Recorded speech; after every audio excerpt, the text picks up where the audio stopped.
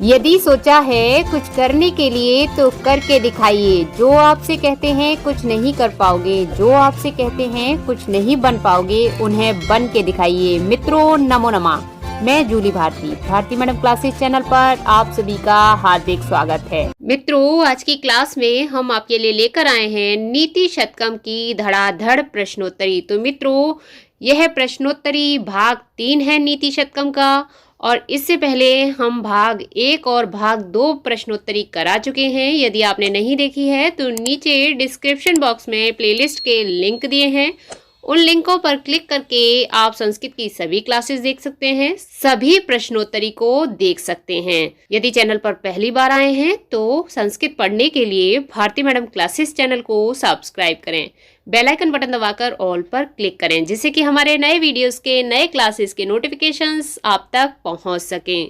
तो चलिए मित्रों आज की क्लास प्रारंभ करते हैं। तो मित्रों अब तक हमने भाग 2 में 20 प्रश्न हल कर लिए हैं। अब उसके बाद प्रश्न संख्या 21, तो क्वेश्चन नंबर 21 है, नीति शतक के मंगलाचरण का श्लोक क्या है। तो मित्रों हम नीति शतकम के मंगलाचरण बाकी सभी टीजीटी सिलेबस के मंगलाचरण करा चुके हैं। आप वह क्लासेस भी अवश्य देखिएगा। एग्जाम में इस तरह से पूछा जाता है, पंक्तियां दे दी जाती हैं, ये किसका श्लोक है, या ये भी पूछ लिया जाता है कि नीति शतकम या अभिज्ञान शाकुंतलम का मंगलाचरण कौन सा है। पंक्तियां दे दी जाती हैं और पहचानना होता है। तो आपको याद होना चाहिए कौन सा मंगलाचरण किस रचना का है।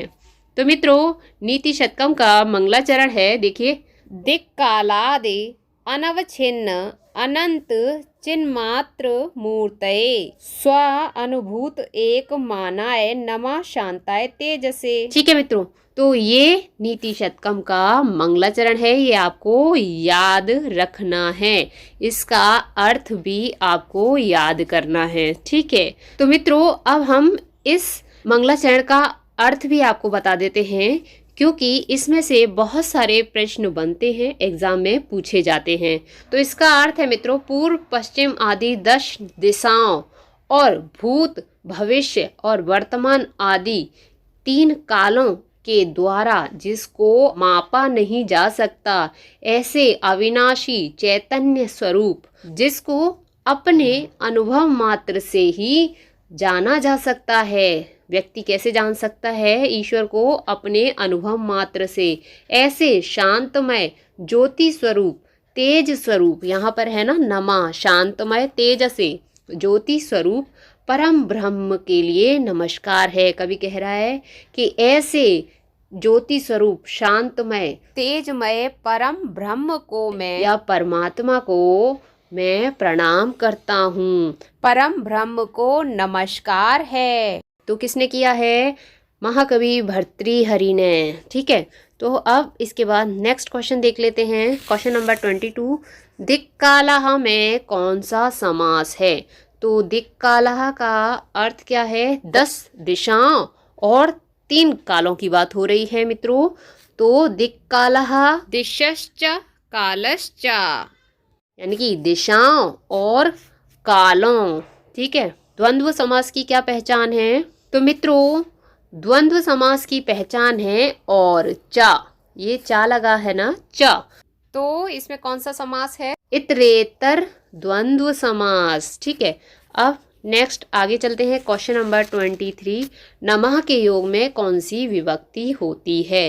तो मित्रों देखिए, नमः, स्वस्ति, स्वः, स्वधा, अलम, वसट, योगाश्चा चतुर्थी। तो नमः के योग में, स्वस्ति के योग में, स्वाहा के योग में, स्वधा के योग में, अलम के योग में, वषट शब्दों के योग में चतुर्थी विभक्ति होती है। इस तरह से तो नमः में चतुर्थी विभक्ति है। ठीक है, बस उसके बाद नेक्स्ट क्वेश्चन देख लेते हैं। क्वेश्चन नंबर 24, चिन्मात्रः में कौन सा समास है? तो चिन्मात्रः में बहुव्रीहि समास है। चित एव मात्रा यस्य चिन्मात्रः बना है शब्द। ठीक है, तो कौन सा समास हुआ? बहुव्रीहि समास है। इस तरह से अब उसके बाद क्वेश्चन नंबर 25, अनंत में कौन सा समास है?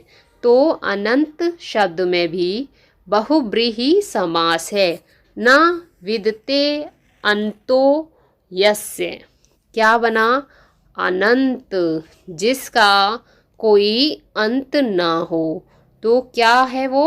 अनंत है। ठीक है। अब उसके बाद क्वेश्चन नंबर 26, मित्रों ये बहुत इंपॉर्टेंट क्वेश्चंस हैं जो हम आपके लिए लेकर आए हैं।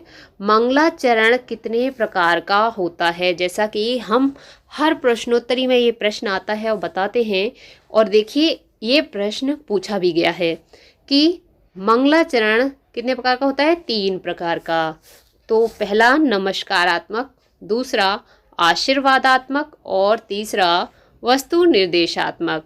अब नीति शतकम में पूछ लिया जाए कि कौन सा मंगलाचरण है, तो नीति शतकम में नमस्कारात्मक। ये आप याद रखिए, हम नीति शतकम पढ़ रहे हैं, नीति शतकम की प्रश्नोत्तरी कर रहे हैं, तो नीति शतकम में नमस्कारात्मक मंगलाचरण है। ठीक है। उसके बाद नेक्स्ट क्वेश्चन है क्वेश्चन नंबर 27, कवियों के सुंदर वचन कहाँ नष्ट हो जाते हैं?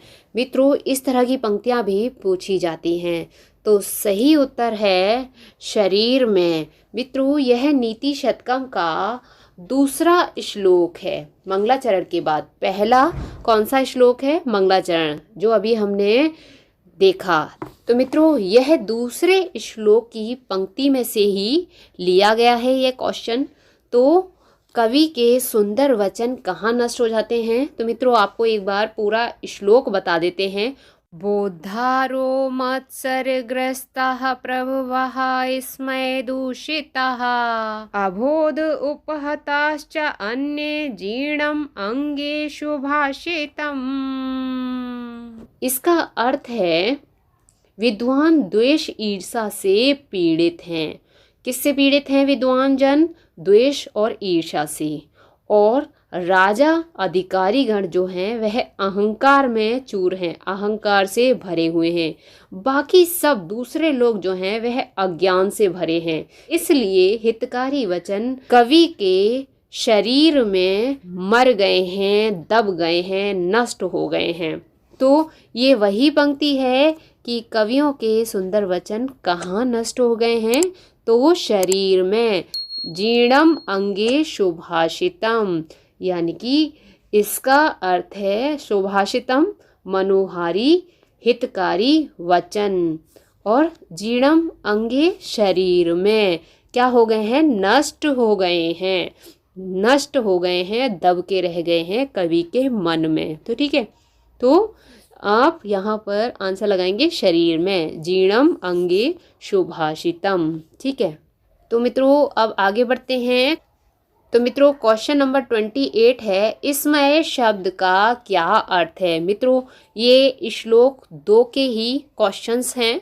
तो स्मय शब्द आया है स्मय दूषितः, अभी बताया था ना, तो पूरा श्लोक। तो स्मय शब्द का क्या अर्थ है? तो स्मय का अर्थ है अहंकार।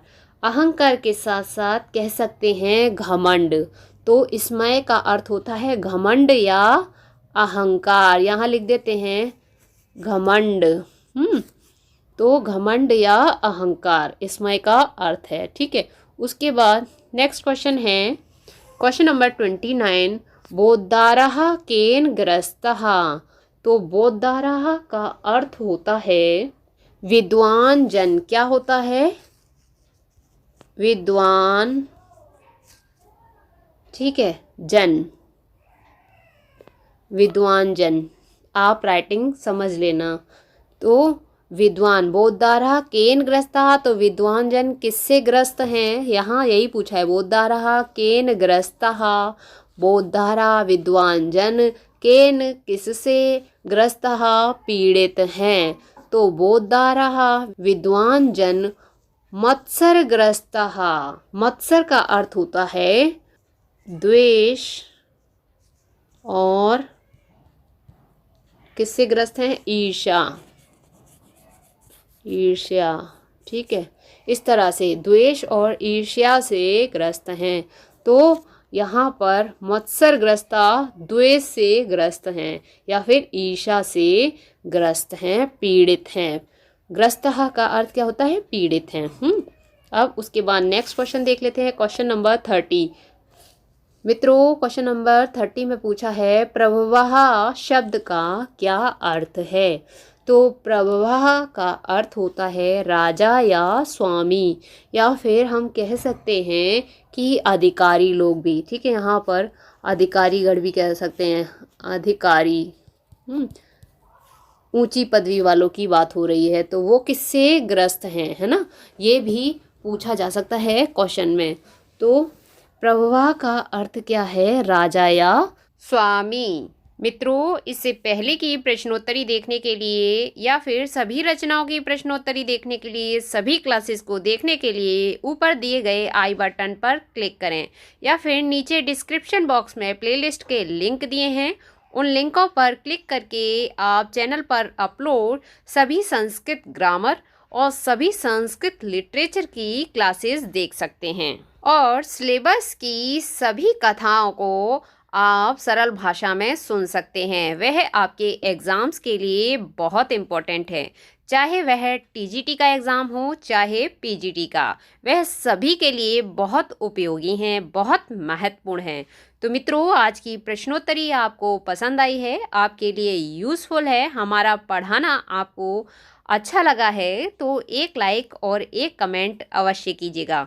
साथ ही साथ चैनल पर पहली बार आए हैं तो संस्कृत पढ़ने के लिए भारती मैडम क्लासेस चैनल को सब्सक्राइब करें, बेल आइकन बटन दबाकर ऑल पर क्लिक करें, जिससे कि हमारे नए वीडियोस के, नए क्लासेस के नोटिफिकेशंस आप तक पहुंच सकें। तो मित्रों, स्वस्थ रहिए, मुस्कुराते रहिए, पढ़ते रहिए, पढ़ाते रहिए, सबको करके दिखाते रहिए और अपना अनुभव बढ़ाते रहिए। मित्रों, आज की क्लास में इतना ही। क्लास देखने के लिए बहुत बहुत धन्यवाद। कल फिर मिलते हैं इसी प्रकार की एक नई क्लास के साथ।